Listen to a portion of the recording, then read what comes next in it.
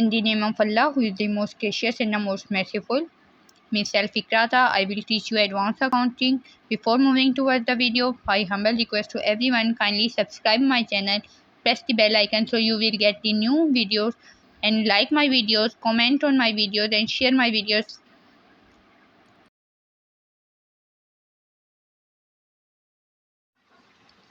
A firm of building contract began to trade on 1st of April 2016. The following was the expenditure on the contract: 3 lakh, material issued to the contract 51,000, plant issued to contract 15,000, wages include 81,000, other expenses include 5,000, cash received on account 31st of March 2017 amounted to rupees 1,28,000, being 80% of work certified. Of the plant and material charged to the contract, plant which cost rupees 3,000 and the material which cost rupees 2,500 were lost. ठीक है, ये उसने बताया plant की भी और material दोनों की अमाउंट लॉस हुई है। उसके बाद on 31st of March 2017, plant which cost rupees 2,000 was returned to store. The cost of work done but uncertified was 1,000. The material costing rupees 2,300 were in hand on site. उसके बाद charge 15% appreciation on plant के amount पे 15% appreciation लेंगे. To take the profit and the loss account, 2/3 of the profit received. Prepare a contract account, contractee account and balance sheet from above particulars. ठीक है, balance sheet तो हमारे पास equal आती नहीं है, जैसे हम लोगों ने उसके अंदर आइटम्स को पुट करना है. 15% एप्रिसिएशन लेनी है, जो हमारे पास कॉन्ट्रैक्ट की अमाउंट है 15,000, इसमें से लेस कर देंगे कौन सा प्लान 3,000 जो हमारे पास लॉस हुआ है, और उसके अलावा ये जो कॉस्टिंग रुपीज़ ये प्लांट हम लोगों ने जो रिटर्न किया स्टोर को 2,000, इसमें से इसको लेस कर देंगे, हमारे पास 10,000 बच जाएगा. 10,000 पे हम लोग डेप्रिसिएशन लेंगे 15% और रिमेनिंग अमाउंट जो हमारे पास आती है वो हम लोग उसमें से सब्ट्रैक्ट करेंगे और वो हमारे पास रियल अमाउंट होगी प्लांट की. Let's move toward the solution of this question. सबसे पहले हम लोग क्या लिखेंगे, material issued to the contract that is 51,000 material,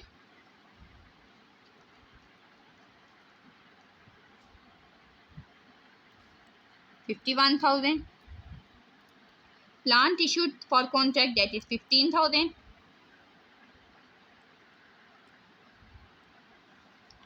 that is 15,000.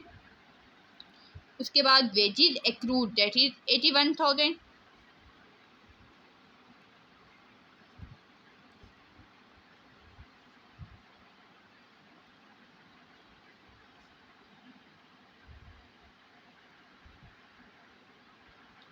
उसके बाद नेक्स्ट थिंग क्या, other expenses accrued that is 5,000.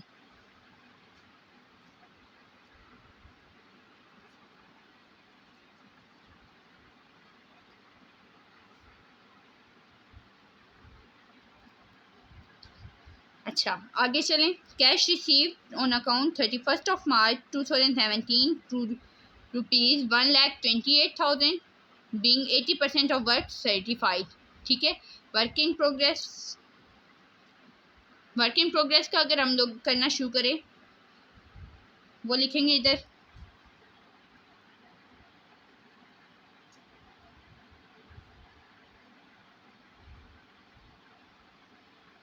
Work certified,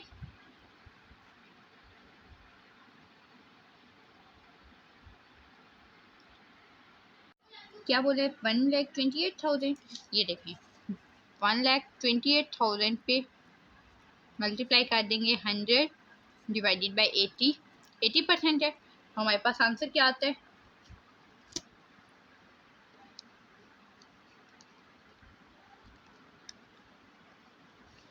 1,60,000. वो लिख देंगे इधर 1,60,000. उसके बाद वर्क अनसर्टिफाइड गिवन है इस क्वेश्चन के अंदर,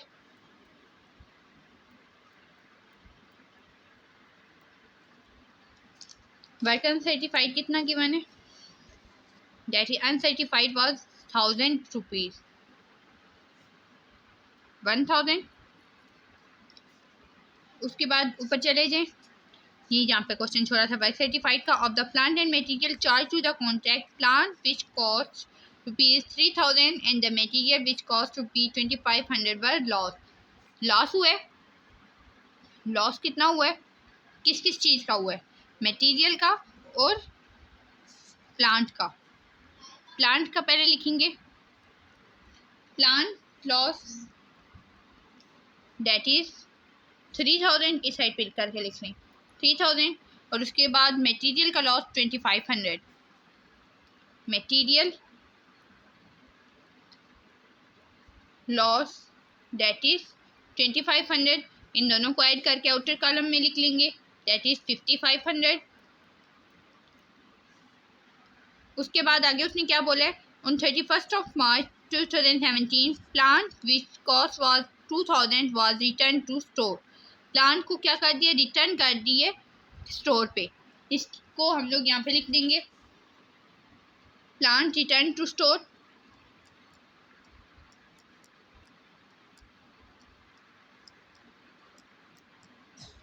अमाउंटेड ₹2000। उसके बाद उसने क्या कहा है, the cost which was done uncertified, ये अनसर्टिफाइड हो गया। Material costing ₹2300 on hand, 23 material on hand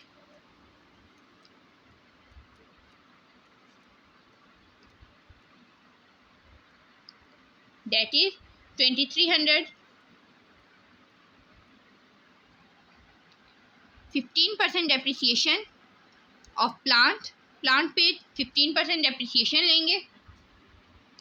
इस पे हम लोग डेप्रिसिएशन ले लेंगे पहले।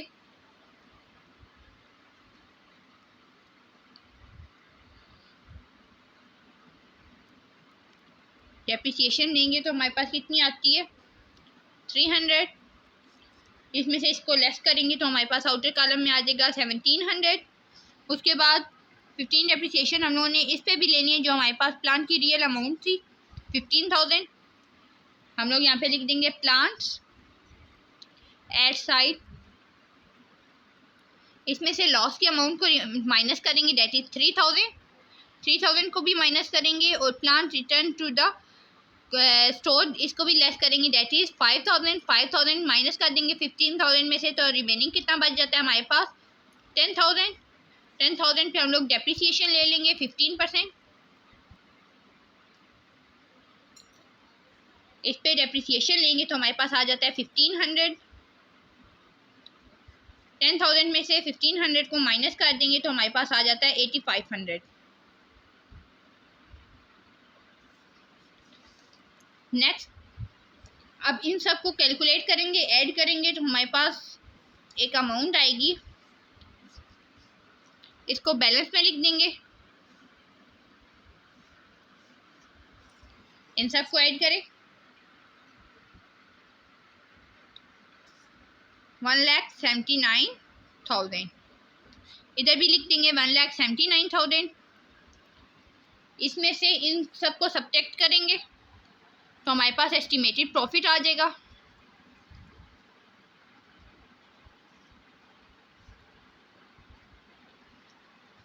कितना आ रहा है 27,000। इसको बैलेंस ब्रॉड डाउन ले आएंगे,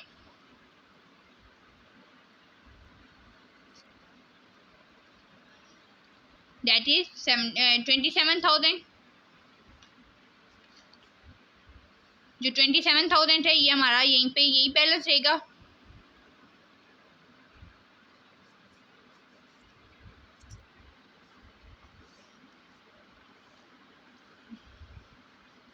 उसके बाद फार्मूला यूज़ करेंगे एस्टिमेटेड प्रॉफिट मल्टीप्लाई विद 2/3, क्योंकि ये उन्होंने बता दिया कि हम लोगों ने 2/3 के साथ करना है। Profit and loss account 2/3 of the profit was receive, ठीक है 2/3 के साथ करेंगे 27,000 एस्टिमेटेड प्रॉफिट है, मल्टीप्लाई विद 2/3, मल्टीप्लाई विद कितना वर्क सर्टिफाइड उन्होंने बोला था 80% ऑफ वर्क सर्टिफाइड, इसका 80% ले लेंगे तो हमारे पास जो आंसर आएगा ये हमारे पास प्रॉफिट एंड लॉस अकाउंट की अमाउंट होगी। कैलकुलेट करें 14400। उसके बाद जो इसमें से इसको अगर माइनस कर दें तो रिमेनिंग जो अमाउंट रह जाती है वो हमारे पास क्या आ जाएगी, रिज़र्व। वो कितनी आती है, 12600। उसके बाद next step of this question, contractee account भी बनाना है। उन्होंने क्या बोला है, कॉन्ट्रैक्ट अकाउंट, ये हमारे पास कॉन्ट्रैक्ट अकाउंट बना है, कॉन्ट्रैक्टी अकाउंट और बैलेंस शीट भी बनानी है। अब कॉन्ट्रैक्टी अकाउंट की तरफ मूव करते हैं। सबसे पहले कॉन्ट्रैक्टी अकाउंट के लिए हम लोग अमाउंट ₹8 जो हम लोगों ने कैश रिसीव किया वो लिखेंगे। कैश कितनी रिसीव किया, 1,28,000। हम लोग इसको क्रेडिट साइड पे लिख देंगे, कैश 1,28,000। और कोई चीज़ नहीं आएगी इधर कॉन्ट्रैक्टी के अंदर, हम लोग इसको बस यहीं पे बैलेंस कर देंगे 1,28,000 के साथ। इस साइड पे भी बैलेंस कर देंगे 1,28,000 और यहाँ पे बैलेंस लिख देंगे, that is balance CD credit down 1,28,000। उसके बाद नेक्स्ट थिंग आ जाती है बैलेंस शीट। बैलेंस शीट के अंदर सबसे पहले हम लोग लिखेंगे profit and loss account. Profit and loss account, profit and loss, हमारे पास प्रॉफिट एंड लॉस अकाउंट की अमाउंट आती है 14,400, यही आ रही है प्रॉफिट एंड लॉस अकाउंट की अमाउंट। उसके बाद नेक्स्ट थिंग आती है लॉस। लॉस जो हमारा हुआ है मटेरियल पे और प्लांट पे, मटेरियल पे और प्लांट पे इसकी अमाउंट कितनी थी, दैट इज 5,500। 5,500। उसके बाद इस साइड पे हम लोग लिख देंगे वर्क इन प्रोग्रेस,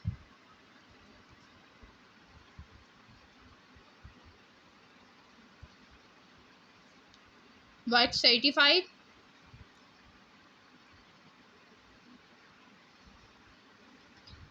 अमाउंट कितनी है वर्क सर्टिफाइड की, 1,60,000। अनसर्टिफाइड की 1,000, 1,60,000। अनसर्टिफाइड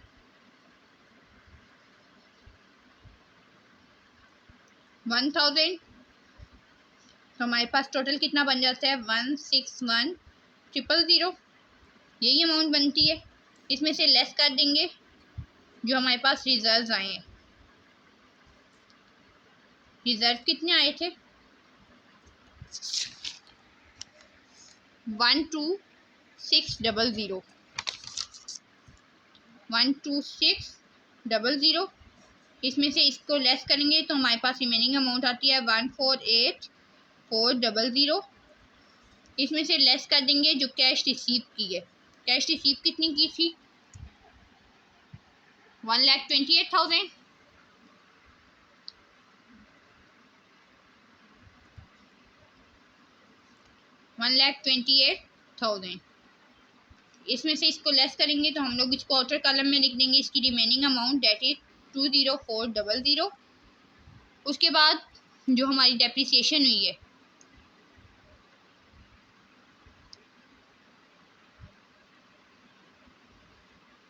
प्लांट पे,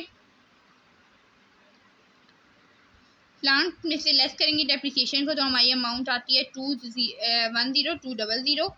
उसके बाद material at site, that is 2,300। यही चीज़ें हम लोग लिखते हैं 2,300।